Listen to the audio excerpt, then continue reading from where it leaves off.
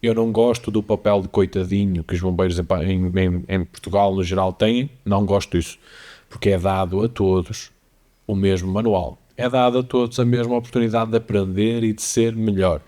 Nos voluntários temos um nível de explicência muito maior do que uma força de elite, por exemplo, como os chapadores. Olá, bem-vindos a um novo episódio de Finos Imperiais. Hoje aqui no sítio do costume outra vez, não é? Na Golden Drake Beer Sport, o nosso patrocinador para cervejas e os espaços também. E hoje, o que é que vamos fazer? O que é que vamos beber hoje? O que é que vamos beber hoje? Hoje vamos beber uma Pirate Rum, que foi aqui uma escolha espetacular aqui do meu colega e amigo Zé, que tem 10,5% de álcool e é especialmente envelhecida em barris de rum, certo? Que é espetacular. Isto é uma cerveja com um corpo forte e carbonação média. Carbonação, é assim que se diz? Carbonatação média. A Pirate Rum é fresca e suave a beber-se, fruto do envelhecimento da clássica Pirate em barris de rum durante 6 meses. Tempo esse necessário para que a cerveja absorva os verdadeiros aromas provenientes dos barris de rum, evidenciando as notas de baunilha, malte, caramelo e rum que complementam a cerveja sem dominar a qualidade picante que torna a Pirate famosa. E já sabem, bebam com moderação. É importante dizer isto. Sim. E hoje temos cá quem? Olha, hoje temos um convidado especial e temos connosco alguém que nos ajuda a todos nós e principalmente naquelas alturas piores que muitas vezes é que nos lembramos deles. Já deveria ter cá passado, mas por força maior das circunstâncias o dever chamou. O Ruben é bombeiro, ou como chamamos de forma carinhosa, um soldado da paz. É também membro de uma equipa de resgate e ainda arranja tempo para ser tatuador. O meu, por acaso. Antes de começarmos, queremos aqui agradecer a ti, Ruben, e a todos os homens e mulheres que todos os dias nos ajudam a estar bem e seguros. Arrancamos sem dúvida com a pergunta mais profunda de sempre no nosso podcast. Ruben, o que é que te levou a dedicar a tua vida e a todos os homens que trabalham contigo, a todos nós? Ora bem, antes de mais, olá a todos e muito obrigado pelo convite que vocês me endereçaram. É um prazer estar aqui com vocês, é um prazer estar neste belíssimo espaço. Respondendo diretamente à tua pergunta, acho que é algo que nasce connosco, é algo que está muitas das vezes presente ao nível familiar. Ou seja, eu venho de uma família já com muitas gerações dedicadas aos bombeiros. O meu padrinho foi bombeiro durante 38 anos, o meu irmão é bombeiro, eu sou bombeiro. Para vocês terem uma leve noção, a minha avó tem 5 netos bombeiros, todos na mesma corporação. Sou eu, o meu irmão e mais 3 primos. Então a corporação são vocês.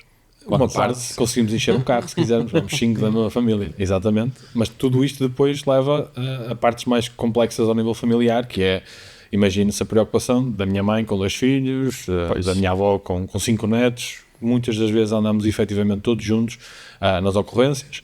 E isto é uma coisa que está cá dentro, é um sentido de abnegação, é um sentido de altruísmo, de muitas das vezes, apesar de parecer clichê, nós colocarmos efetivamente a nossa vida em risco para salvar outras pessoas. Não vou mentir que muitas das vezes isto é feito de uma forma tomada completamente para a adrenalina, e tu só te apercebes do perigo que correste e correu bem, umas horas depois. Como nós costumamos dizer muitas vezes nos bombeiros, é mais sorte do que juízo, porque nós muitas das vezes colocamos em causa a nossa segurança para conseguirmos levar o prol da missão ser feita. Hoje em dia trabalhamos de forma muito mais segura do que o que se trabalhava há 10 anos atrás, mas tenho sempre a plena noção que em quase tudo o que faço nos bombeiros a minha vida pode a qualquer momento estar não necessariamente em perigo de morte, mas tenho lido com riscos que muitas das vezes os comuns mortais não lidam com eles durante uma vida toda. Isso é verdade. Portanto, é algo que está cá dentro, aliado à coragem, ao altruísmo, à abnegação, e sem qualquer sombra de dúvida aquele rush que a adrenalina nos dá de ir a caminho de uma ocorrência, de ser chamado ao quartel porque está a acontecer alguma coisa. Um bocadinho de adrenalina junkie. Tu és bombeiro voluntário nos bombeiros de Paço de Sousa, exatamente, Paço de Sousa. no Distrito do Porto. Sou bombeiro voluntário já há 6 anos. São 6 anos em que tive a sorte muitas das vezes de passar por coisas que marcaram a nível nacional as populações, desde o incêndio da Serra da Estrela, agora há bem pouco tempo atrás, um dos motivos que me levou a atrasar a vinda aqui ao podcast foi exatamente isso, aqueles 3 dias demoníacos que todos nós vivemos aqui na Zona Norte. Tudo isso faz com que te preencha de uma forma muito overwhelming a questão toda de veres o sofrimento das pessoas, veres os danos, a destruição. São coisas que caminham connosco diariamente, todos os dias, em qualquer coisa que se faça, desde aquela velhinha que está-se a sentir mal, a um incêndio florestal, a um incêndio urbano numa casa, a família a perder as suas coisas. São sempre sentimentos que ficam ali connosco. Claro, e diz-me uma coisa, há algum momento assim que te marque mesmo em relação à parte de seres bombeiro? Eu acho que nós devemos, se calhar até mesmo para quem está lá em casa a ouvir-nos, é fácil partirmos a ação dos bombeiros em várias partes. Nós trabalhamos nos bombeiros desde a emergência pré-hospitalar, em parceria, podemos dizer assim, com o INEM, ou seja, socorremos as pessoas no que diz respeito a doenças súbitas, trauma, alguém que caiu, alguém que foi atropelado, coisas desse género. Depois também temos as nossas intervenções em acidentes e depois temos as intervenções de fogo, vamos dizer assim, incêndios urbanos, estruturais e industriais e os incêndios florestais. Todas elas têm os seus quês, os prós e os contras, como em tudo, são missões diferentes que estão adjudicadas à mesma pessoa ou às mesmas pessoas.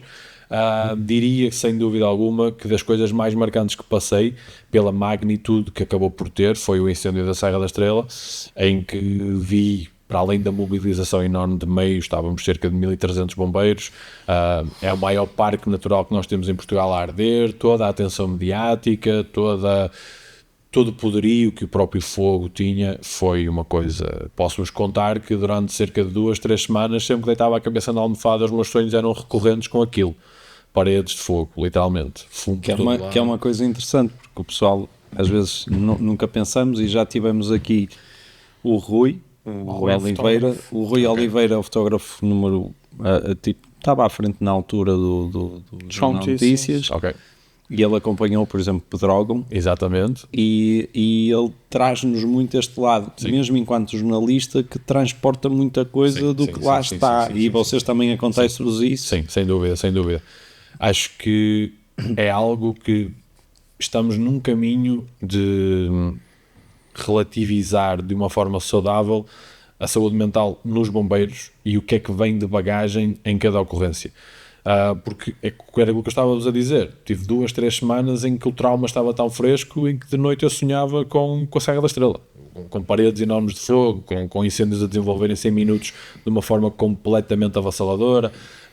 Isto depois também se transporta para outras coisas, desde todos nós na carreira de bombeiros temos aquele acidente que foi mais marcante, aquela vítima que foi mais agressiva visualmente, ou até a própria história à volta, a família, ver aquela situação toda, porque isto nós temos que entender que muitas das vezes, enquanto first responders, somos os primeiros a chegar a um sítio onde acabou de acontecer um acontecimento incrivelmente traumático.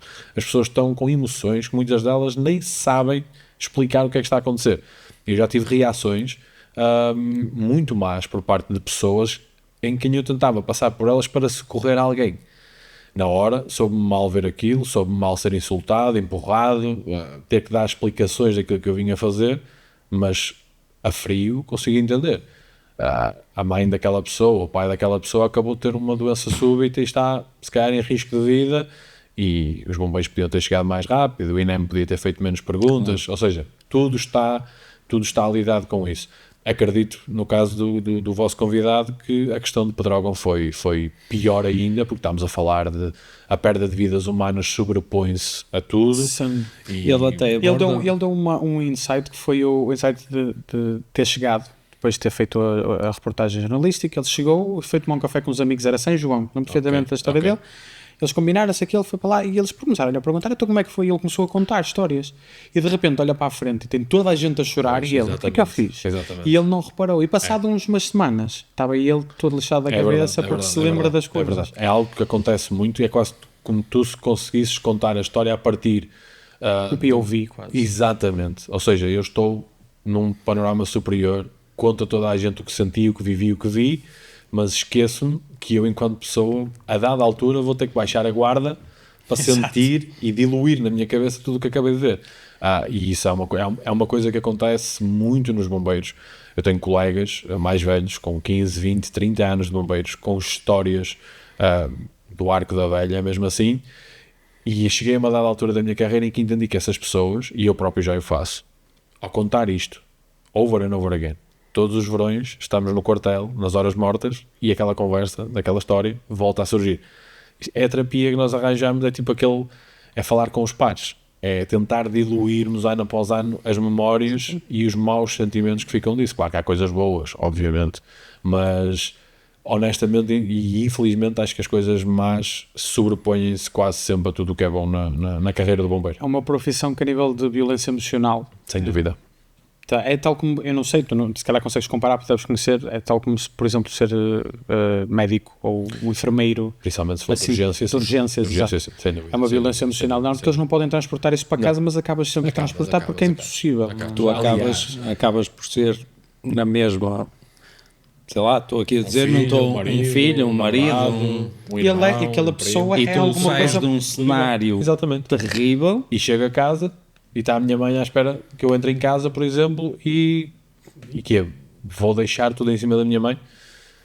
Acabas por deixar mais à frente, mas naquele momento é um sorriso na cara, ou estou cansado, vou-me deitar, e está, porque nós temos que ter atenção que muitas das vezes isto são coisas que derivam da escolha que eu fiz, de eu querer ser bombeiro. Eu não tenho que andar a espalhar aos 7 ventos tudo o que se passa na minha carreira. Por isso é que existem equipas especializadas de apoio psicológico, que às vezes a resposta não é a melhor porque demora, porque há muita gente a precisar, e tu vais deixando a gaveta encher. Pá, depois tens questões que há colegas que desabam em ocorrências, há colegas que desabam nas coisas mais corriqueiras do dia-a-dia deles, nas suas profissões.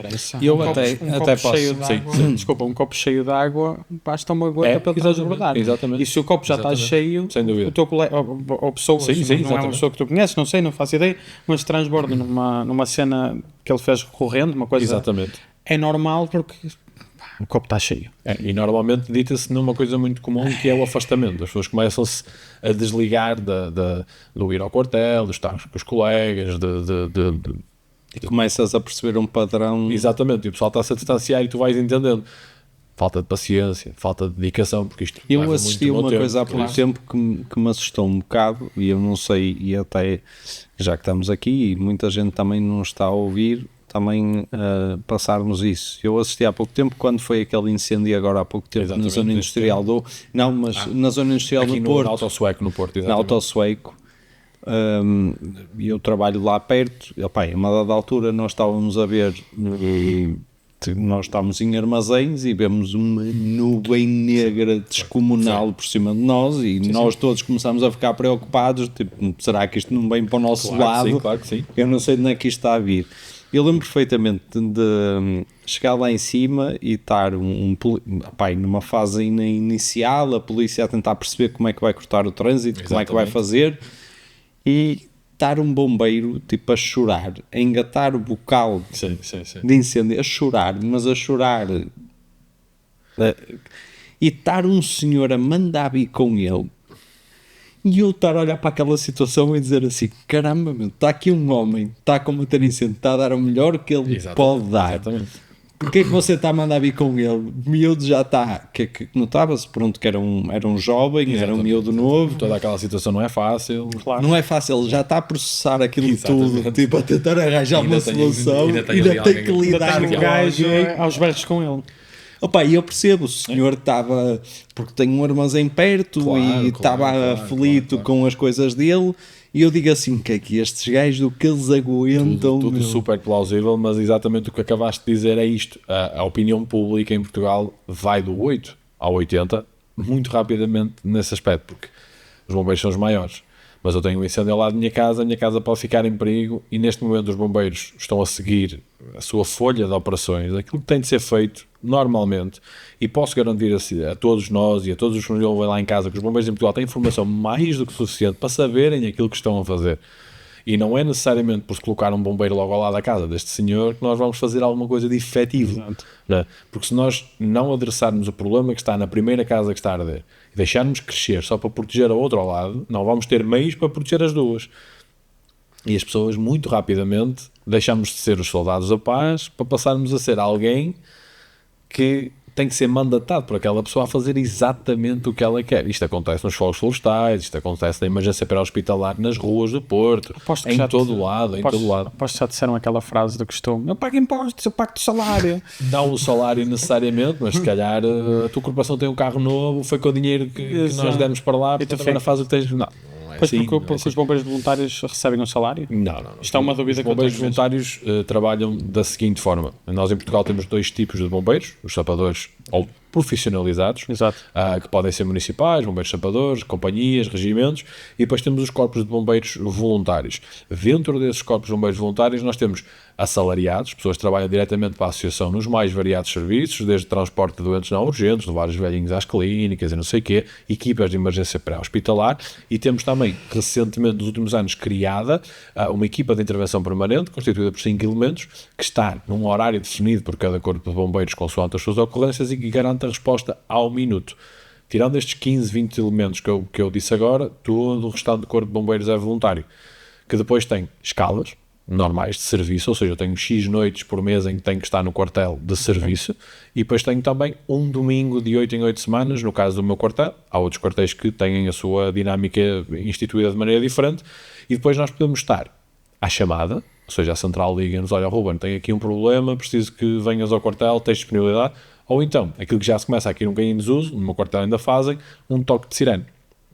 Uma sirene que toca a qualquer hora do dia, qualquer momento, são 3 ou 4 toques diferentes, que nós já vamos sabendo distinguir, desde um toque para um acidente, um toque para um incêndio urbano, um toque para um incêndio florestal, e consoante a nossa disponibilidade deslocámos-nos ao quartel, fardámos-nos, entramos numa viatura e vamos em direção ao sucedido. Cena, pensei que estes toques Não. aconteciam sempre. Não, mas- eu por mas acaso, aconteciam em na todo lado. zona dos meus pais ainda ouço o toque. Exato. Mas, E por na- exemplo, e na isto é como o Amazônia mito que se do martelinho dos tribunais. Também, Então, também, exatamente. não há martelinho. Não. Lamento, não há martelinho. É uma ideia muito americanizada. Exato. Eu acho que nem nos Estados Unidos há martelinho. Acho que isso Acredito que se acabou. calhar Só faltava em ter as outras cabeleiras alturas, também. acredito que hajam tribunais que ainda têm. Acho que mas isso é é uma uma cena coisa- que não existe. Acho que isto é uma cena Mas que não tu existe. sentes muita dificuldade, ou seja, por exemplo, no combate a incêndios, eu estou-te a dizer, porque, por exemplo, na zona onde os meus pais habitam, Ok. eu já assisti muitas vezes a uma, vou dizer assim de uma forma suave, uma má lida com os bombeiros. Insultos, agressões físicas. Ok. É uma coisa agressiva porque muitas das vezes, ou seja, Mas de quem para quem? do habitante para com o bombeiro. Sim. Porque imagina, eles têm, por exemplo, opá, que é uma coisa muito difícil. Nós quando tarde é perto da tua casa, tu só estás a ver a tua casa. É o pânico. Só estás a ver a tua casa. Exatamente. Ou seja, tu não tens noção da dimensão do que está a acontecer. E para eles, eu acho, e esta é a minha opinião, ou seja, eu acho que eles estão a ver um panorama geral e estão a definir prioridades. E a verdade é que o incêndio está a 50 metros da minha casa, mas para eles é mais prioritário a outra frente que está a avançar muito mais rápido do que aquela que está a avançar para a minha casa, que está a avançar a X metros por segundo. E por isso é que anda um Jeep Exatamente. À é aí que eu ia frente. chegar. Exatamente. a ler, mas eu já vi situações de bombeiros, a GNR a ter que intervir porque eles levam porrada. Levam, é verdade. Sabes que, ao contrário do que muita gente acha, e aí eu se calhar discordo só um bocadinho na tua observação, que é, vocês não têm noção do quão pequenina é a nossa visão de um incêndio a combate. Porquê? Porque eu chego a um sítio, concentro-me naqueles 50, 100, 200 metros e para mim o incêndio é aquilo.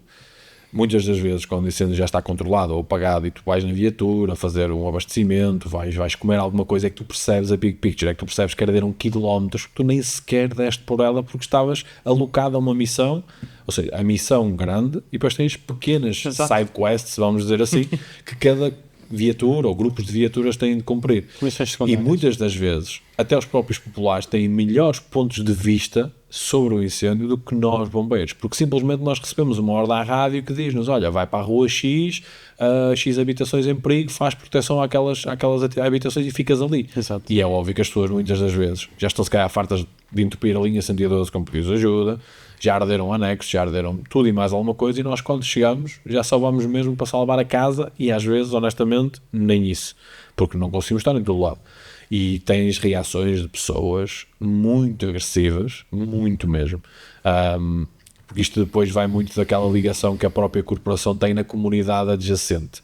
Se é uma corporação que nunca deu problemas, que está sempre pronta na resposta ao socorro, que caiu no goto das pessoas, posso dizer a ti que este ano, nestes grandes incêndios que passaram agora em setembro, a dada altura, em Baião, tinha 12 litros de leite dentro da viatura onde eu andava. Que as pessoas viam-nos na rua e vinham-nos trazer leite, pacotes de bolachas, sandes, porque estava a correr bem, cá estavam desesperadas e sempre que nos viam era uma visão fantástica. Exato. Mas já tive casos de colegas, noutros locais, em que nem isto lhes deram, foram recebidos literalmente a pau, a fogo e pedra. É mesmo assim. E, por exemplo, no caso que eu estava a falar, eu já sei de anos que isto vai acontecendo. Ali, por exemplo, a zona de Gondomar é uma zona que há muitas cisões entre o poder político, os bombeiros, os comandantes, as pessoas, porque não podemos esquecer aqui que as pessoas na hora estão revoltadas e querem bater nos bombeiros. Mas estamos a falar que está a arder num dia do ano, são 365 ou 66 dias em que elas não limparam rigorosamente nada, literalmente na porta de casa. Exato. Depois, como é óbvio, quando as condições climatéricas, que cada vez estão mais propícias a isso, colocam a jeito, nem os bombeiros vão conseguir fazer nada. Mas não dá. Não é possível. Não, eu já tive... Eu já assisti a situações, e agora não para tu, mas eu digo isto na boa, já tive situações em casa dos meus pais que eu digo, deixar de ir. É. Eles não têm nada para fazer. Um fogo com frentes de 15 metros de altura de chamas, o que é que estes jovens vão fazer? Não, exato. Atenção, 15 metros. Tu sabes o que é uma frente de chamas de 15 metros? São mais ou menos 3, 4 andares de altura. Sim. Acontece. Uma chama de 15 metros. Eles estão com equipamento, mas eu já andei muitas vezes a estender mangueiras e a ajudá-los, porque muitas das vezes eles já nem sequer têm força. Não tens força e nós ajudamos. Eu a 50 metros das chamas sinto a queimar na minha pele. E eles estão a 2 metros. E eu digo assim, eu muitas das vezes olho para eles e eu digo, este gajo é maluco. Não, mas eles gostam. Olha, já viste o sorriso dele, é que ele gosta. Eu não vou mentir que gosto, que é perigoso, mas gosto. Se não gostasse, acho que não estava onde estou. A verdade é essa. E acho que aqui é sem dúvida o ponto de viragem nos bombeiros, que é, eu tenho colegas meus, excelentes profissionais, excelentes bombeiros, mas que lhes falta o nervo para, por exemplo, numa situação dessas, nós chamamos-lhe o ir atrás dele, começar a flanquear, a atacar nas partes mais fracas e vamos arrumar com o gajo aqui, com o fogo, está feito. Mas se calhar depois eu penso 2 vezes quando tenho que socorrer uma criança, e esse mesmo colega que não se sente à vontade com o fogo é um gajo que vai socorrer a criança e não tem problema nenhum. Ou seja, nós temos diferentes valências dentro de cada bombeiro para as ocasiões. A verdade aqui é que não é fácil. Muitas das vezes em Portugal tens isso, porque nós temos bombeiros voluntários, maior parte deles numa forma física muito fraca, que depois leva a que a tua capacidade de resposta seja muito inferior. Claro. E assim, se tu estás numa situação de perigo, com uma parede de fogo dessas, já estás a combate há 5 ou 6 horas, já estás super cansado, super esgotado mentalmente, tens fome, tens sede, o teu discernimento para, a sério, eu vou ter que ir para ali outra vez, não, deixar arder e a gente vai apanhar. Olha, eu lembro agora, neste incêndio que estava a dizer no centro do Porto, na zona industrial, a uma dada altura, eu vou fazer aqui um paralelismo, mas não tem nada a ver, mas tem, às vezes. Eu sou o escoteiro, que é uma organização na mesma, e muitas das vezes nós auxiliamos, claro que sim, naquilo que for preciso. E eu lembro perfeitamente neste combate a incêndio, eu sabia, por causa de viver na zona dos meus pais e também por ter auxiliado-me inúmeras vezes numa questão de uma associação aqui na zona industrial, quando estava a acontecer, eu engatei o bocal e não sei o quê, e há uma senhora que chega com um caminhão anti-tanque e ele disse, sabes engatar mangueiras? E eu disse, sei. E ela disse, ficas aí meia horinha? Ela não conhecia de lado nenhum, eu nunca tinha visto. Era uma bombeira completamente aleatória e, opá, é mesmo, é quem vier à baila, pá, ajudas, Sabes ótimo, que ajudas de uma forma produtiva. É isso, Tá. exatamente. Nós temos que entender uma coisa. O que é que diz em todas as organizações que pertencem ao Estado português e que prestam socorro? Proteção civil. Exato. A proteção civil começa em mim, em ti e em todos nós. Toda a gente. E muitas das vezes prende-se exatamente com isto, que é, numa situação destas, ajuda com o que conseguires. Se não complicares, já é uma cena incrível. ajuda. Já é uma cena Isto incrível. é o que a minha mãe me diz. É, exatamente. Porque a verdade aqui é que tu, provavelmente, em meia hora, libertaste aqueles 2 bombeiros para posicionarem a sua viatura em condições, sabendo que tinham a linha de abastecimento montada, conseguiram dar água aos carros que estavam na linha da frente e todo esse fio condutor da manobra de operações correu sem qualquer tipo de problema. Exato. Porque num incêndio industrial nós estamos a falar de mangueiras de 0,25 milímetros. Não. Estamos a falar de mangueiras de 70 ou 130.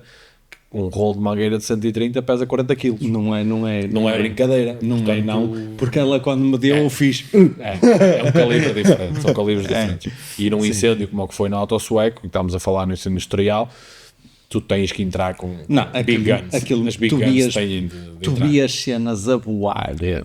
Foi que estive. Tu vias cenas, eu vi o início do incêndio, porque estava no terminal petroleiro de Mas aquilo Leixões. foi com carros elétricos, não foi? Eu acho que nunca chegou muito bem a saber. Opa, sei que não aquilo sei. ardeu tudo, portanto. Mano, não sobrou nada para saber o que Da era. Mining ardeu alguma coisa lá no meio. Não era aquilo que eu estava a dizer, opá, eu por exemplo, quando estive lá e esse incêndio da Autosueco, opá, a mim assustou-me ver pneus a voar a 60 metros ou 50 Mas metros. ainda veio chama. Pneus a arder e ir parar a Salvador Catano. E tu depois tens o nosso medo. É o controle de exposições, que é onde é que isto vai cair e se não começa um incêndio novo. Exatamente. Exatamente. Ou seja, tu tens, é uma zona industrial, tu tens várias fábricas ao lado. Tens as, Que é exposições, irmão? tens as exposições que são contínuas à fábrica. E depois tens este problema que Exato. é onde é que a matéria incandescente vai cair Tu e tens- pode tu começar tinhas- a Se incêndio. cai num sítio que ainda Se cai numa bomba de combustão, gasolina, mas- se cai Tu tens aglomerado de um papel. pneu a voar 50 metros. Eu vi pneus a cair em frente da Tesla, que é para aí 100 metros ao lado, a arder. Tens Ou aqui uma seja, série de riscos Que enormes. tu tinhas bombeiros a andarem por cima dos telhados. Tu tinhas um bombeiro, eu vi um bombeiro a andar por cima dos telhados dos armazéns adjacentes, só a ver. só a vigiar. É isso. Ou seja, é assustador. E eu Toda a digo- manobra de operações tem disto. Tens um comando, tens essas pessoas que normalmente é quem está de vigia, vamos dizer assim, e está a passar informações ao comando, e esse comando decide o que é que vai fazer com os bombeiros que estão na linha da frente. Ou seja, isto é toda uma orgânica que 99% das vezes o comum dos mortais não entende porque é que está farto de passar o jeep de comando num incêndio e não apaga. Pois, mas ele está a passar porque sabe que ali daqui a 10 minutos vai arder naquele sítio e precisa ir lá para o carro. Exatamente. Mas pronto, as pessoas não têm esta acaba sapiência. por ser quase um jogo de estratégia. Exatamente, Mas eu acho que isto é mais tu se vires um posto de comando, é exatamente isso. Tens um mapa da zona que está a arder, está todo rabiscado, tem a viatura X aqui, a viatura ali, não sei o quê, puxam uns daqui, puxam outros ali, preciso de mais reforços, preciso de um meio aéreo. Pá, ser comandante, ser chefe, é uma função que eu não quero, eu adoro a manobra. Eu literalmente vou dizer aqui uma coisa que não é sem segundas intenções, eu adoro a mangueira. Portanto, eu gosto é da manobra, porque ser chefe, ter o cargo de decisão, de colocar os bombeiros no sítio certo, na hora certa, definir janelas de ataque, é muito complexo, muito complexo. Mas eu acho que tudo que requer alguma técnica. Sem dúvida. O pessoal tem tendência a dizer isso também não é assim tão difícil, ou eu fazia isso, não achas?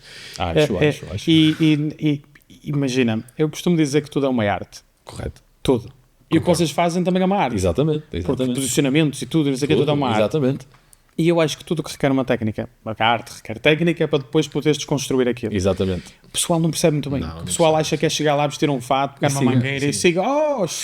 Mas sabes, ó Francisco, durante muitos anos o bombeiro era isso. O bombeiro era aquele senhor que estava no café, bebeu uma cerveja, Com um grande bigode. Exato, normalmente, sempre de bigode. Sempre. Chegava ao quartel, vestia o casaquinho, tinha um capacete, enfiava-se num E carro. desculpa, mas com aquele capacete Sempre, por isso é que os carros antigos Porque eles tinham dois eram que se mais partisse largos, um- que era para caber todo lá Se dentro. partisse um, eles trocavam. Por exemplo, exatamente. E depois é aquela questão de airbag, não é? Tens ali uma distância de Gajos segurança, caem, não sei tudo o que quê. acontecer. Sim, mas não é? pronto, era isso, era muito. Mas é isso. Era o E básico. nós ainda temos esta ideia do básico dentro de muitos quartéis de bombeiros em Portugal, que é, eu sei o mínimo, eu só estou aqui para ajudar, desde que não complique está tudo bem. E não, nós somos voluntários por opção, mas devemos sempre ser profissionais na ação. Toda esta manobra que foi descrita aqui do incêndio de Autosueco estava a ser comandada e em parte combatida por bombeiros profissionais, que possam ter os seus defeitos ou não, têm dois aliados muito bons. Tem uma organização hierárquica sem falhas, ou seja, obedece e faz-se o que se manda, quase como uma ditadura operacional. É militar, eles são militares. Exatamente, Eles é uma são força militares. militarizada, descendo direto. Nós também somos, enquanto bombeiros, na hierarquia e nas normas, mas depois ao nível de atavio e tudo mais, somos um bocadinho mais relaxados.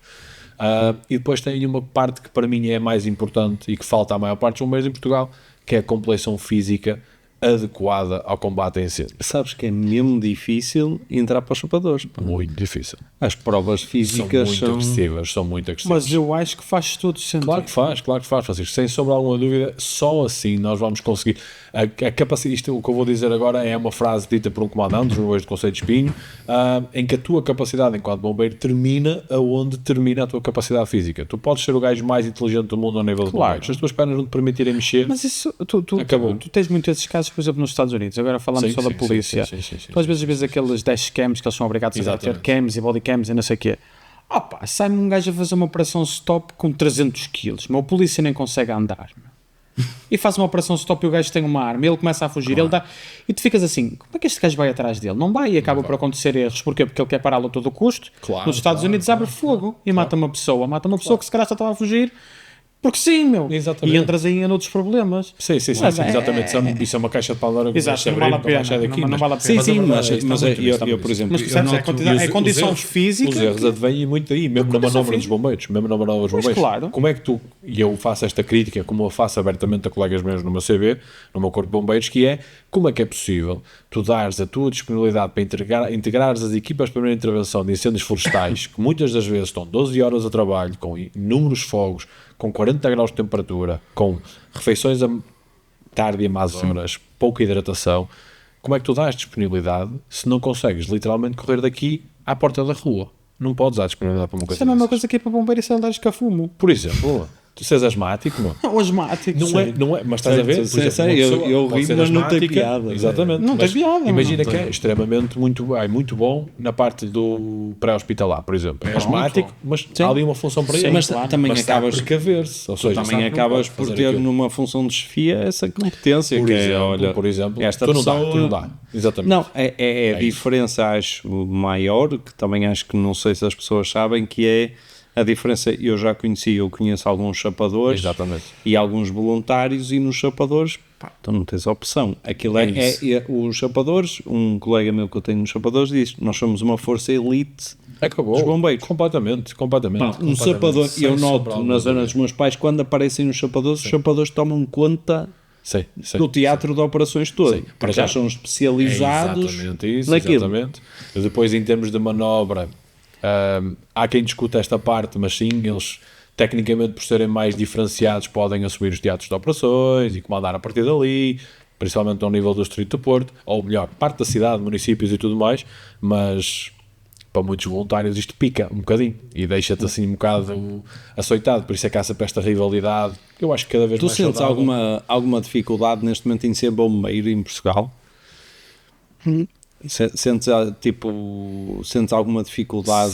Sinto. E acho que advém até do rumo que esta conversa estava a levar. Esta pergunta encaixa exatamente no sítio certo, que é: eu sempre fui uma pessoa dentro do meu corpo de bombeiros que procura sempre mais formação, mais conhecimento. Eu não gosto do papel de coitadinho que os bombeiros em Portugal no geral têm, não gosto disso, porque é dado a todos o mesmo manual, é dado a todos a mesma oportunidade de aprender e de ser melhor.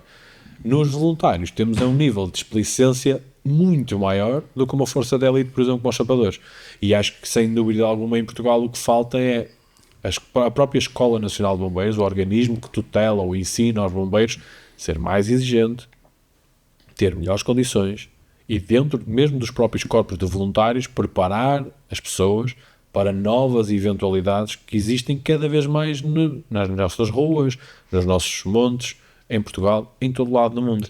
cada vez mais integramos missões internacionais, pois já agora estivemos em Valência. Sim. A Escola Nacional de Bombeiros não integra nos seus predicados nenhum tipo de formação em busca e resgate e salvamento em estruturas colapsadas, quer seja por uma explosão, por um terremoto, em cheias, não engloba nada disso. Todos os bombeiros que têm esse tipo de formações, como é o meu caso, pagaram-nas do bolso e Pois. foram tirá-las a entidades privadas. E a Escola Nacional de Bombeiros, no nosso currículo de bombeiro, na nossa formação, muitas das vezes não valida estas formações porque não as conhece. Ok. Então tu tens muitos bombeiros que muitas das vezes é mesmo só o sacrifício, é só o querer fazer bem. E vão lá e ajudam.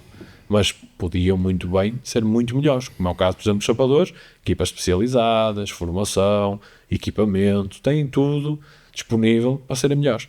Nos voluntários, para mim, sem dúvida que é a maior lacuna é o nós não querermos ser melhores. O conjunto do voluntário parece que se acanhou e habituou-se a este bocadinho e está bom assim. E a gente anda aqui nos pingos da chuva e no verão toda a gente se lembra de nós. Pá, não pode ser. Que é uma coisa que a mim me custa, sabes? Sei. Eu já recorri pela minha vida muitas vezes a bombeiros fora do que era o contexto de incêndio, e eu digo assim, a malta só se lembra destes gajos quando está a arder. É verdade.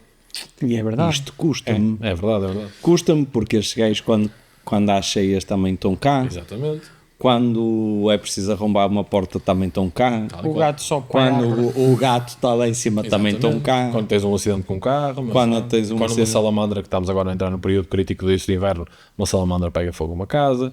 Quando alguém com condições de vida inferiores tenta secar roupa com estendais ao lado de salamandras e pega fogo à casa. Eu literalmente imaginei uma salamandra entrar É. dentro da sala e a pegar fogo. Já apanhei alguma. Não, uma salamandra mesmo. Ah, é a salamandra o bichinho. Imaginei ela entrar e Exatamente. entrar nos tostão, estás a ver? Tipo um Charizard. Exatamente. Quando nós vemos tantas ambulâncias, porque o INEM, apesar de ter os meios, muitos dos meios do INEM vêm dos bombeiros, Sim. e principalmente em zonas mais rurais, Sem dúvida. são sem os dúvida. bombeiros. Somos nós. São os bombeiros que vão. As dificuldades que eles às vezes têm em encontrar o sítio onde nós estamos, Esquece, é uma coisa do outro mundo. e eles estarem em contacto connosco, e eu já vivi isto presencialmente, de estar a falar com o bombeiro e ele diga, pá, diga-me pontos, fale comigo, tipo, e a própria senhora do call center do INEM do CODU, passar, exatamente, está do ali. CODU passar diretamente a chamada e Os dizer, bombeiros. olha, Sim. fale com ele, Falo com ele que está num falo com ele, Acontece. e eu estar a falar com ele, olha, estou aqui, diga-me por onde é que eu vir para a direita, vir para a esquerda, Agora e de casa ele- São Joaquim, não sei. mas às vezes Acontece. Em meios rurais acontece imenso. Imenso. E agora, tenho que fazer esta pergunta. Claro. Tu fazes mais alguma coisa sem ser bombeiro, não é? Faço. Fazes. E eu queria saber se já fizesses alguma tatuagem a alguém da tua corporação. Já fiz algumas. Normalmente o recorrente e o normal é este número que nós temos no capacete, que basicamente é a nossa identificação interna, claro. e anda sempre à volta de coisas que estão nos bombeiros. Seja instrumentos que nós usamos, seja uma chave de força, seja uma Halligan, seja um capacete. Pá, o pessoal gosta de eternizar o seu número de bombeiro na pele. Pá, tenho uma meia dúzia delas feitas, sem dúvida alguma. que é uma Halligan. Uma Halligan é um instrumento que o bombeiro deve, teoricamente, usar sempre que entra dentro de uma superfície onde seja preciso usar força mecânica. Ou seja, uma Halligan basicamente é um pé de cabra comprido. Mecânico. Manual. A É força manual. mecânica é ele, mas tu fazes a força ok. E depois tem uma cunhazinha na frente e um espigãozinho, pá, E serve como é, para que roubar tu, portas. como é que tu saltas? Passaste de bombeiro para tatuador ou tatuador para bombeiro? De tatuador para bombeiro. Ok. Aliás, eu sou tatuador e bombeiro. Não passei de uma coisa para a outra, eu faço as duas. Ok. Faço as duas. Eu Fala lá já que sou já levaste. tatuador há 10 anos, portanto, já comecei primeiro. Foi aquilo que eu vos disse no início da conversa. Esteve sempre no meu sangue.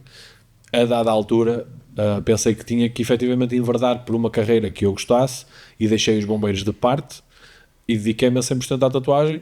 Quando já estava minimamente bem estabelecido na tatuagem e percebi, ok, eu tenho aqui uns gapzinhos na minha agenda, eu consigo ser bombeiro, finalmente concretizar este sonho, sem colocar em causa a minha carreira profissional. E foi aí que eu enverdei nos bombeiros. Mas antes disso já estava a E tatuar como há é 4, que 5 anos. tu começaste nesta cena da tatuagem? Eu sou, a minha área de formação é hotelaria. Eu sou formado em gestão hoteleira.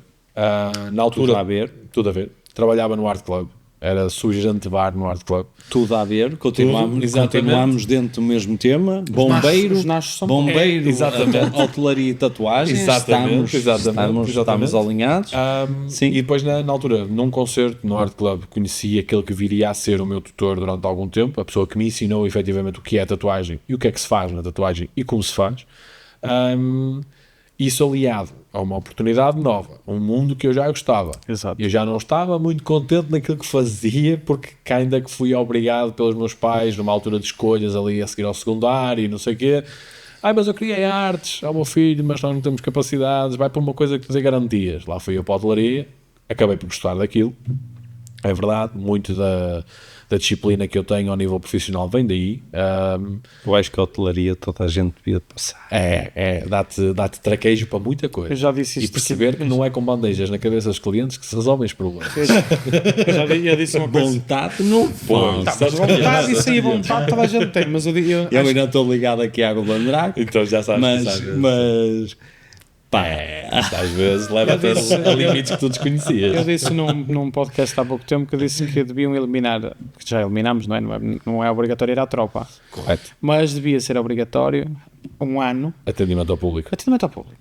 Hotelaria. Havia gente que eu ia adorar. A humildade, bem daí. ganha-se. Então E não na se hotelaria ganhas muita. Nem que não queiras. Tu ganhas Aliás, é preferível isso. capacidade de não te virares para uma pessoa e dizes assim: olha, e se te fosses foder? Tá, eu sabia que podíamos usar F-word, mas está a brincar. Porque é literal, Mas é não verdade, que eu depois corto, mas é verdade. Tens É toda a tipo, razão. é que tu ganhas a capacidade porque dá vontade. Quem é este macaco que nos está a cabeça? Sabes que nós vivemos numa cultura portuguesa do se eu vou pagar, eu posso, mando em ti e tu fazes o que eu quero que tu faças. Até não sei. E isto é transcendente à tatuagem. Portanto, as pessoas funcionam muito assim. E pronto, o que eu estava a dizer, foi lá que conheci esse amigo que me iniciou na tatuagem. Já estava descontente, que eu posso sempre ser uma boa oportunidade. Sempre estive ligado à arte, sempre gostei de desenhar, mas tudo numa de hobby, sou muito honesto. E se tu me dizes assim, Ruben, tu no dia em que entraste naquela loja, pensavas que 10 anos depois eras o tatuador que és hoje? Não. Eu fiz aquilo num misto de nova oportunidade e vou ser rebelde e vou dar um desgosto aos meus pais. Percebe? E correu bem, mano, correu bem. A verdade é que correu bem, mas tiveste de desenvolver aí muita capacidade de desenho, treino, o meu primeiro ano, que é uma coisa que eu hoje em dia batalho muito e se calhar mais à frente vamos falar disso, o meu primeiro ano foi integralmente ser aprendiz. Ou seja, o rapaz na altura contribuía para o meu passe de comboio, que era aqui no Porto, e eu vinha na desportiva, sem ganhar nada durante um ano, mas só desenhar, ia vendo a tatuar, ia limpando a loja, ia vendo como é que se atendiam clientes, percebia as dinâmicas, e foi aquele ano que me fez perceber, ok, eu quero isto para a minha vida, ou se calhar não vale a pena. E habituei-me de tal maneira a estar numa segunda linha que quando fui forçado por ele a dar o salto, só Deus sabe o medo que eu senti a primeira vez que encostei uma agulha na pele de alguém.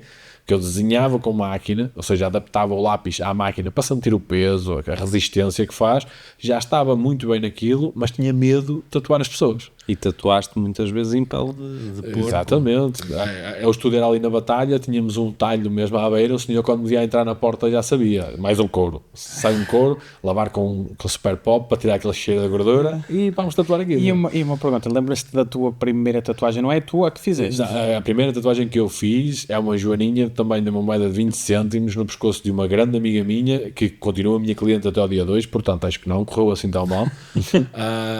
Não tenho vergonha daquilo, porque é o primeiro passo numa carreira contínua de aprendizagem. Claro. Mas lembro-me perfeitamente do medo que senti, lembro-me perfeitamente de entrar no comboio em São Bento, adormecer e tipo acordar milagrosamente 30 segundos antes de chegar à paragem que eu saía sempre. A descarga foi tal que o meu corpo desligou completamente. Eu não costumo adormecer em transportes públicos naquele dia. Naquele dia adormeci. Esquece, tipo, descarregou tudo, preciso de fazer reset. Que acabas por ter uma responsabilidade muito grande, porque as pessoas transportam a tua arte para o resto da vida. E estamos a falar de uma coisa que tem que corresponder, no mínimo, às expectativas de ambos, e se ficar mal, infelizmente, não é como uma folha de papel que tu rasgas e deitas fora. Ou seja, aquilo vai ficar ali. Portanto, convém que tenhas noção do que estás a fazer e entregues um bom serviço, como é óbvio. Eu vou-te dar uma opinião que eu tenho sobre isso que tu disseste agora. Certo. E depois tu vais-me dizer o que é que tu achas sobre esta opinião. certeza. Eu acho que as tatuagens, por muito que as pessoas querem que elas sejam perfeitas, não há perfeições. E o facto de elas não serem perfeitas é que faz com que as tatuagens sejam boas. Exatamente.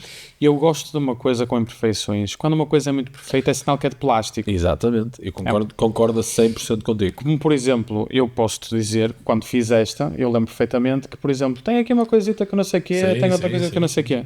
E eu, se fosse há 20 anos atrás, com 10 anos, 12 anos, 15 anos, Claro. eu dizia, não, porque tem que ficar tudo perfeito. E eu olho para ela e digo assim, é única, meu. Ninguém tem uma igual. Tal e qual. Ninguém tem uma igual a minha. Não há. Eu acho que há uma coisa, eu já não estou a lembrar de quem é, mas sabes que eu leio e há um filósofo Não sabia que sabias ler. Parabéns. Mas é isso. Eu leio muito e há um filósofo que diz isto, que é uma casa, quando entras numa casa e ela é ligeiramente desorganizada, é sinal que há vida dentro Claro. dela. E concordo a 100% com Quando isso. uma casa é demasiado organizada e demasiado perfeita, é sinal que Exatamente. está morta. Exatamente. Ou seja, e a casa aplica-se à nossa vida, tipo, Tudo, é tudo. Exatamente. É tudo que é ligeiramente imperfeito é sinal que há vida. Há trabalho, há cunho Há pessoal, trabalho, há cunho, há coisas. Há uma identidade É que isso, é há aquela- tida e respeitada na tatuagem. Sem dúvida que esta conversa está a ir a um dos pontos que é mais difícil de explicar hoje em dia na tatuagem, que é porque é que nós, tatuadores, estamos a querer cada vez entregar mais perfeccionismo. E para muitas vezes entregar esse perfeccionismo, colocamos em causa tudo aquilo que pessoas há 80 ou 90 anos atrás, quando começaram a tatuar, definiram como essencial. Quando eu pergunto às pessoas o que é uma tatuagem, o que é que tu imaginas numa tatuagem, a resposta perentoriamente normalmente é sempre a mesma, é para sempre. E muitas das vezes hoje em dia nós temos tatuadores a trabalhar num nível de realismo, de limpeza na tatuagem, nas linhas e tudo mais, estratosférico, parece impressoras 3D. Infelizmente, a maior parte desses trabalhos, ao fim de meio ano, ou 1 ano ou 2 anos, está desbotado, desapareceu. Porquê? Porque essas pessoas passaram de cumprir os essenciais da tatuagem para adaptar esse trabalho à sua identidade. E o que é que acaba por acontecer com isto? Tens linhas que não estão nas profundidades certas, tens tintas que estão traçadas, vamos dizer assim, pela metade com pigmentos ou com diluentes de tinta e que ficam a 50% da sua intensidade. Ou seja, se eu coloco alguma coisa na pele que é menos intensa do que o original, a probabilidade de daqui a 10, 15 anos desaparecer é muito maior. Claro. Isto acontece muito hoje em dia com a questão do fine line, que é um tipo específico de tatuagem, que eu também faço, mas eu tenho um limite para a minha fine line. É aquele limite que eu sei que dá 7 ou 8 anos para cá, garanto que a tatuagem continua igual com o passar do tempo. Podia perfeitamente fazer linhas ainda mais finas e mais clarinhas e parecia literalmente uma lapiseira, mas eu não vou entregar a um cliente meu que acaba de largar 200, 300 ou 400 euros comigo, olhando à nossa conjuntura nacional, alguém largar este tipo de dinheiro é muito dinheiro, é um esforço enorme. Eu não vou dar a uma pessoa uma tatuagem que daqui a 6 anos já desapareceu toda, ou nem tanto se calhar, mas pronto, 6 anos é uma boa janela de tempo.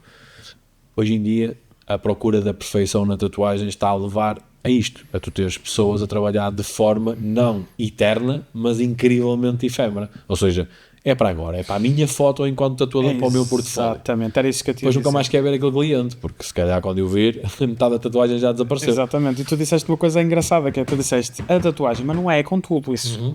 Com tudo. Nós falamos muito sobre isso nos podcasts, é um assunto recorrente, que é tudo muito rápido. Sem dúvida alguma. Só que as tatuagens têm um problema, Tu não só que as tens- tatuagens ficam lá. Tu não tens um medo que é, tipo, o que é que tu achas importante para uma pessoa? Por exemplo, eu estou-te a falar, estávamos a falar aqui Exatamente. no início do podcast, porque tu utilizas, e aqui vou fazer 2 perguntas numa, Ok. que eu tinha falado contigo que tu utilizas tintas Exatamente. com uma origem mais vegetal, veganismo, que eu até desconhecia, e opá, é este compromisso. Por exemplo, eu sempre tive curiosidade em fazer uma tatuagem. Ok. Por problemas de saúde, Exatamente. não me foi nunca recomendado que o fizesse. Exatamente, ok. Pronto.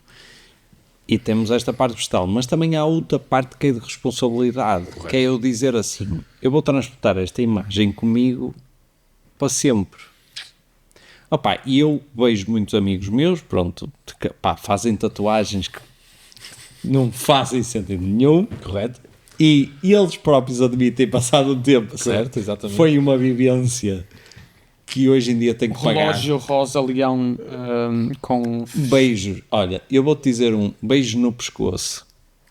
Uma das mais comuns é a smiley face dos Nirvana no rabo, meu. âncora. Já vi um grupo de 10 gajos com uma cena assim. 10 gajos. Eu conheço um amigo que tem Chegaram ao estúdio assim. que tem, 10 gajos. não é mau, tem um bigode aqui no dedo. Ok. Isso foi uma altura que isso era literalmente uma praga. Que Isso era na altura do Tumblr. Ok. que era- provável.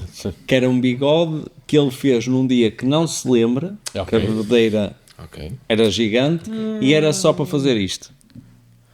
Duvido. Ele lembra-se. Opa, Ele tem vergonha. Não sei. Não sei. Isso pode acontecer. Mas ou seja, tens aqui dois lados, ou seja, que tintas são estas de origem vegetal e o que é que tu achas tão importante para as pessoas decidirem, tipo, antes de fazer uma tatuagem? Porque é uma coisa que transportas para a vida. Exatamente. É, Começando pela primeira parte da pergunta, as tintas de origem vegan já estão no mercado há muitos anos. ok. Simplesmente havia muitas marcas que não sentiam necessidade de dizer a minha tinta é vegan, olhem para mim. Assim como eu, enquanto tatuador, não sinto necessidade de dizer olhem para mim, eu tatuo com tinta vegan. Eu tenho 10 anos como tatuador. Nunca tatuei com nenhuma tinta que fosse cruelty, ou seja, que fizesse testes em animais ou something of some sort, nada, zero. Que usasse ou abusasse de metais pesados. E esta é a grande diferença entre tu comprares uma tinta de 20 euros no AliExpress ou dares 75 euros por uma Claro. bisnaguinha de tinta na Piranha, por exemplo, ou noutras marcas que vendem material. Começa logo aqui. É nós decidirmos o que é que vamos colocar na pele dos nossos clientes. A Vegan Ink está há muito tempo no mercado. Obviamente que agora com esta questão toda de teres cada vez cervejas vegan, vinhos vegan, restaurantes vegan, a malta gosta de usar estas bandeiras Sim. para se sobressair. Tudo bem, tranquilo, Bandeiras. é melhor isso do que outra coisa qualquer. Mas eu sempre usei Vegan Ink, vegan com cruelty free. Eu neste momento, no meu panorama de trabalho, desde manteigas, a vaselina, tintas, agulhas, tenho tudo muito bem controlado. Eu, por exemplo, uso agulhas sem chumbo, que já são agulhas já são testadas para não elas, na própria compostura do metal e do estanho que faz a solda, não transportar chumbo para a pele do cliente, para a corrente sanguínea. As próprias tintas já estão dentro da iniciativa REACH, que é uma iniciativa europeia que previne exatamente este uso de certos ingredientes nas tintas que são nocivos para a saúde. Vegan, cruelty free. Aliás, todas porque essas tu és coisas. vegetariano. Pá, sou meio, vamos dizer assim. Eu tenho uma predisposição muito maior à comida vegetariana, mas, por exemplo, estamos aqui todos e vamos comer um hambúrguer, se calhar já como hambúrguer vegetariano em casa tantas vezes, vou comer um hambúrguer de carne. E já não tenho a mesma aceitação à carne que tinha há 15 anos atrás. Eu, neste momento, se for comer uma picanha, ando de meio f*** do estômago, porque aquilo anda eu vou-te ali... dizer- É exatamente igual dele, ele Eu também é. Eu tive uma coisa que foi, por derivado de familiares meus, eu nasci vegetariano. Ok. Pronto, é o que é.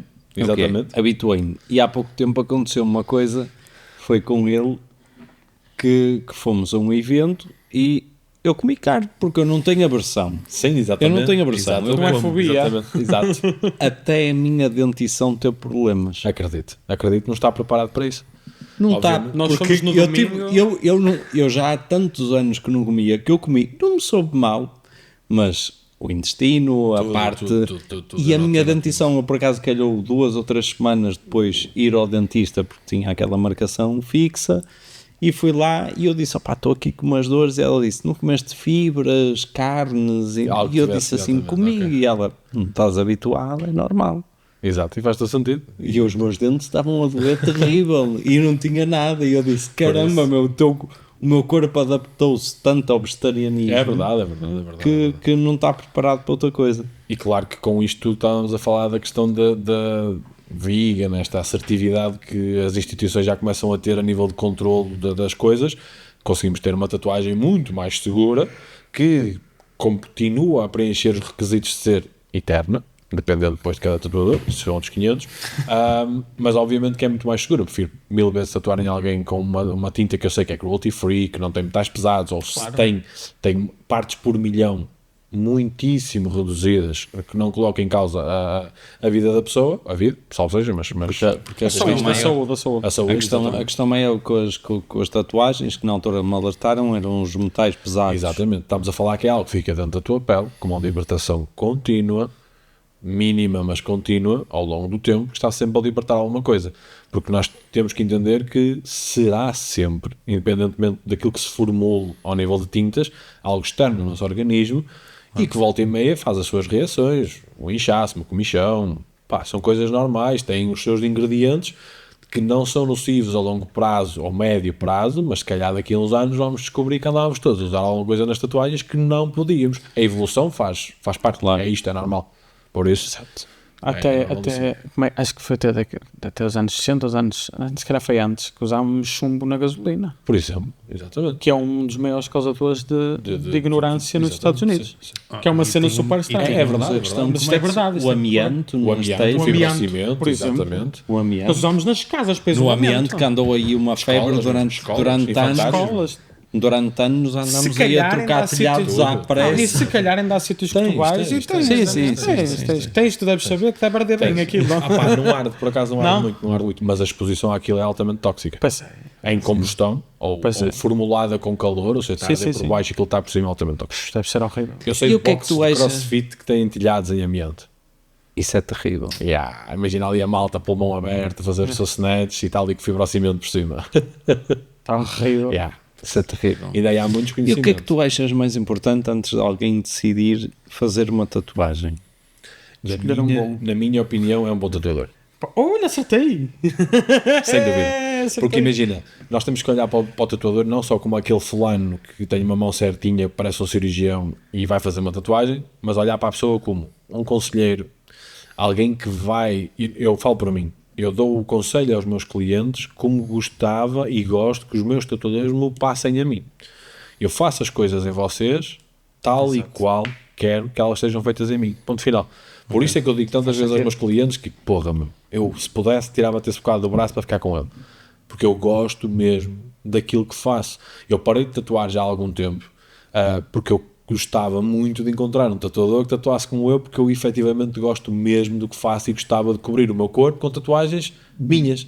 Mas é óbvio que eu nunca consegui fazer isso, eu nunca me tatuei em mim mesmo, sou demasiado perfeccionista para isso, e depois, claro, isto dá para fazer coxas a ti mesmo e pouco mais, a não ser que estejas muito elástico e consigas chegar às pernas abaixo. Mas tens alguma tua feita por ti? Nunca fiz.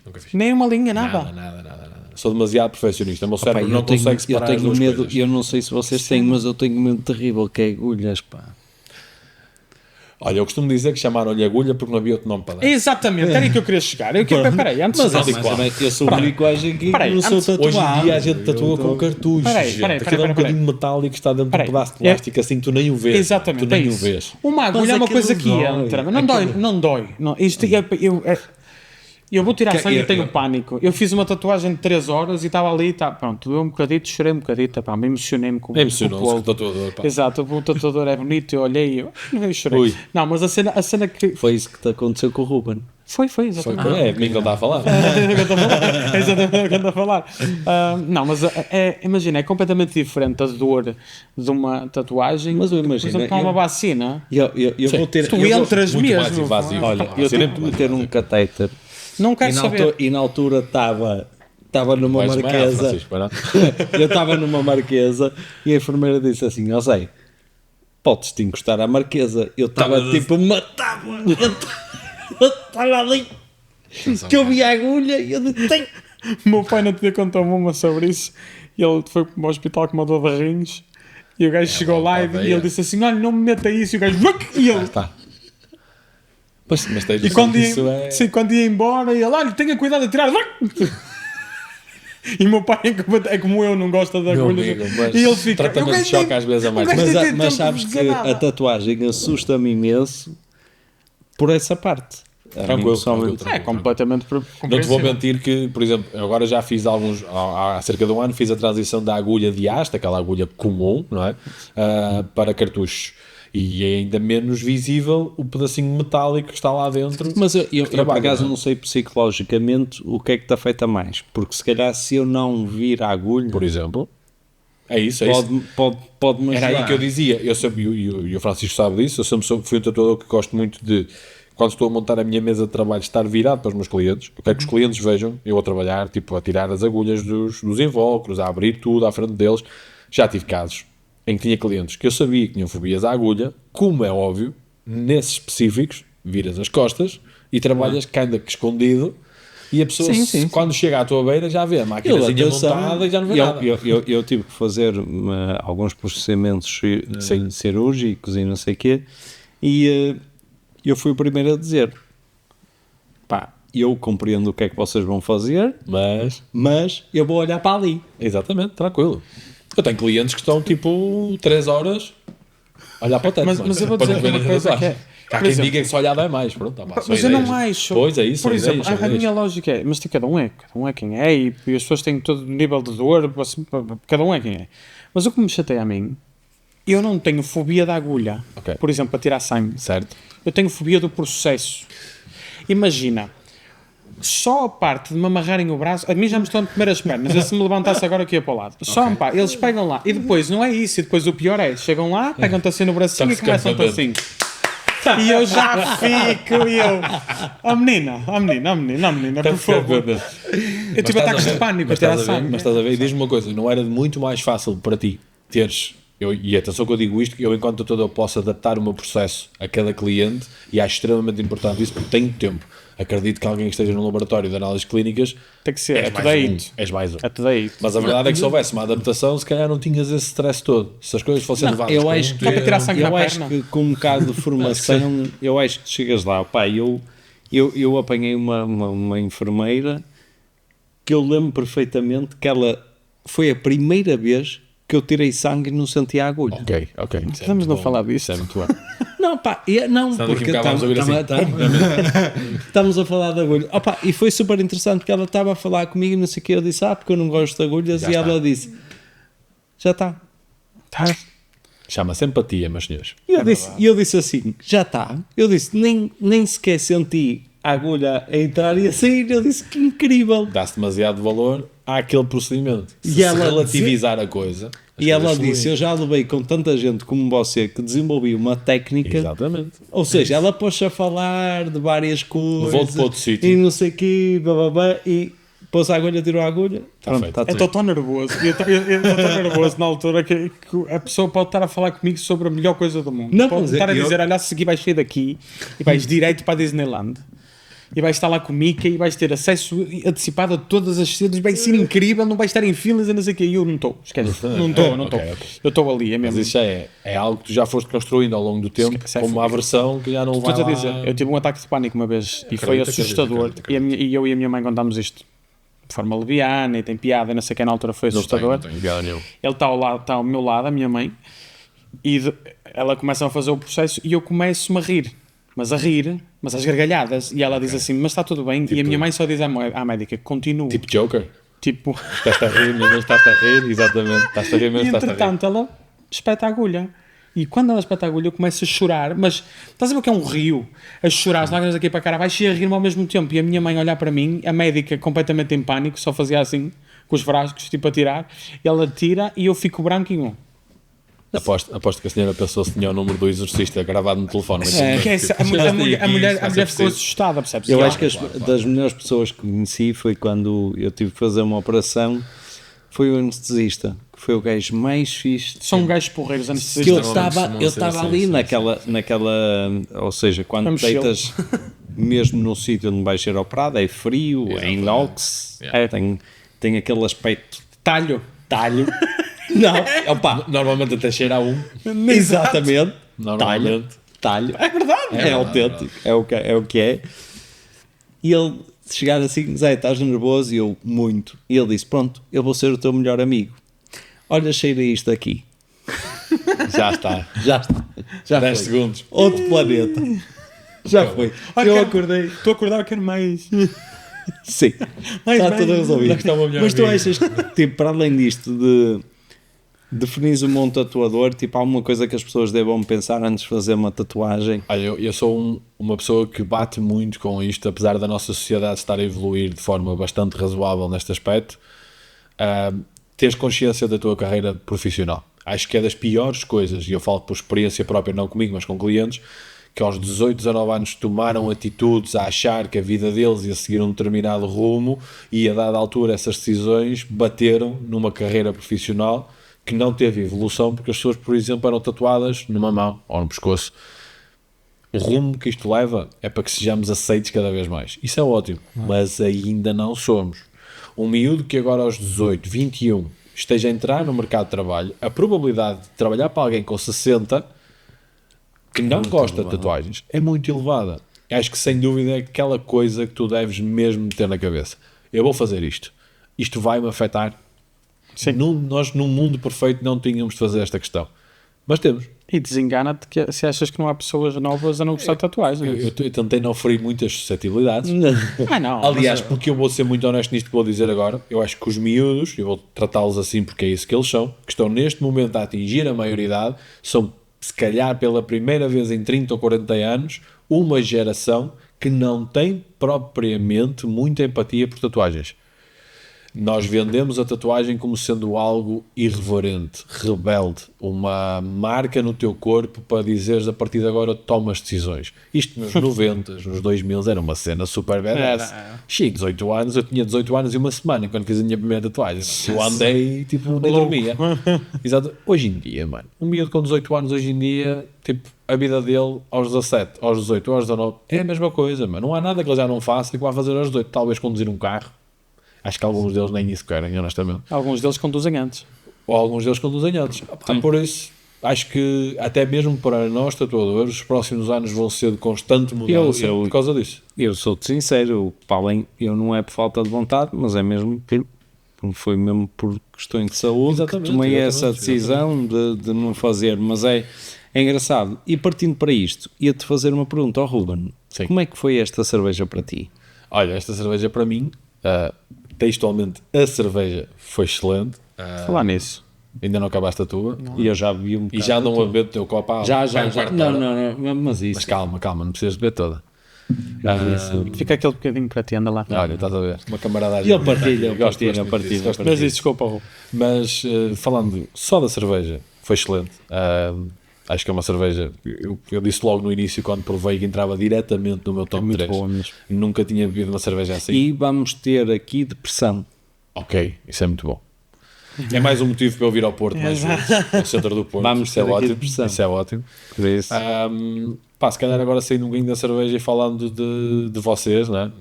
Da oportunidade que me estão a dar de estar aqui, de falar um bocadinho do que é a minha vida profissional, agradecer.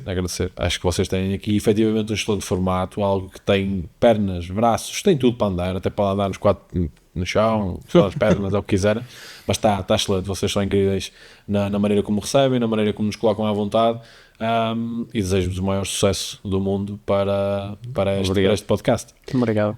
E eu quero-te pessoalmente, porque já vivi muitas experiências com vocês, agradecer tipo o teu trabalho. E voluntariamente eu não o faria. Correto, obrigado. Nem eu. Agradeço. Eu não o Desculpa, faria. tranquilo. E eu muitas das vezes que assisto a malta manda vir com bombeiros, eu digo, nenhum gajo da tua família se atravessou como estes gajos se atravessam em frente de chamas. Com família também. Com família e com risco de não chegar à casa deles. Exatamente. E com consequências para a saúde deles para a vida toda. Sem Porque dúvida, inspirar fumos. Tento não pensar muito nisso, mas sei que Não, algo mas- mais tarde ou mais cedo vai mas bater é o à que é. porta. Sem dúvida. É o que é. Sem dúvida. Por muita proteção que nós usemos, Não interessa. estamos expostos a níveis. Absurdos, E às vezes ouço absurdos, as né? pessoas a dizerem não se respira no Porto hoje. E eu ando nos incêndios que levam a que não se respire no Porto. Se aqui está mal, imagina lá. Tipo, Sim. não, mas pronto. A 2 metros É de o que fora. é o que é. E às vezes nós vemos o sofrimento, bombeiros a desmaiar, e eu já assisti muitas vezes a malta a sofrer, malta que só vejo a cor dos olhos e dos dentes. É mesmo assim, é verdade. Passado 2 e 3 dias eu digo assim, o que é que estes gajos andam aqui a fazer, meu? Acho que muitos de nós nem não sabemos. Mas, Pelo pá, mas automático, vamos. total. É um bocadinho. E eu acho Só que temos a adrenalina. agradecer a ti e a toda a gente que está envolvida nisso. Eu conheço muita malta que está envolvida e tento ajudar naquela forma que posso. E E obrigado por teres vindo cá, pá, para nós é fixe e não tem mal nenhum, nós temos atrasado, estavas a cumprir o teu dever. Exatamente. E este capacete, Exatamente. no aspecto que tem, Teve muito trabalho. denota já o tem muitas sofrimento histórias. É que verdade. tu passas. É verdade. E em relação às tatuagens e à tua vida profissional, para além de seres bombeiro, se quiseres falar ali para aquela câmara, dizeres tua página de Instagram, Exatamente. vai aparecer aí, vai aparecer Ok, nos ok, comentários, tranquilo, na tranquilo. descrição Aqui também, tranquilo. mas dizeres a tua página de Instagram, algum estúdio em que tu trabalhas Exatamente, também, exatamente. e coisas assim. Pronto, malta, como já disse aqui várias vezes, sou o Reaper Tattoo Artist, tatuo há 10 anos. Neste momento estou no Incaf, em Paredes, um estúdio com malta incrível, um estúdio fantástico, com todas as condições para vos receber.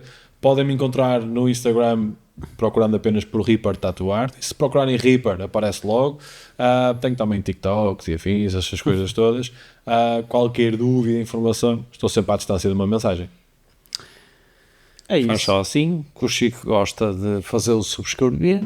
Pessoal, subscrevam, é importante. Nós já temos 500 seguidores no Instagram por esta altura. Na altura que gravamos isto, esperamos já ter mais na altura. No YouTube claro que sim. é importante termos mais. Temos muitas visualizações, mas vocês têm que subscrever, é importante.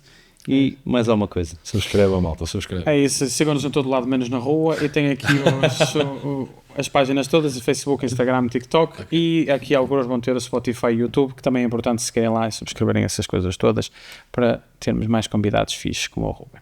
Exatamente. É isso. E pessoal, nunca se esqueçam, se tiverem alguém que queiram recomendar, mandam-me para o nosso e-mail, Finos Imperiais, ou mandam-me uma mensagem nos comentários. Nós estamos sempre dispostos a trazer malta nova e interessante. É isso. Pessoal, vamos dizer para ali. Para aquela grande ali. Tchau, tchau. Portem-se bem. Tchau.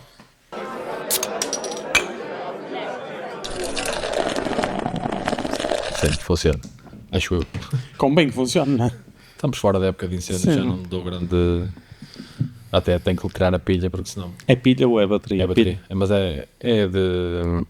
Recarregável. das grandes. Ok. E convém, ou pelo menos isolares um dos polos, para ela não ter... Criar Oxidação. Exatamente, é isso mesmo. É como as câmaras fotográficas. É como eu quando durmo muito tempo, também queria oxidação na cama. É verdade. Depois para sair é f***. Fico preso, a minha mãe tem que ir lá. Onde é que... Vamos lá. Vamos lá.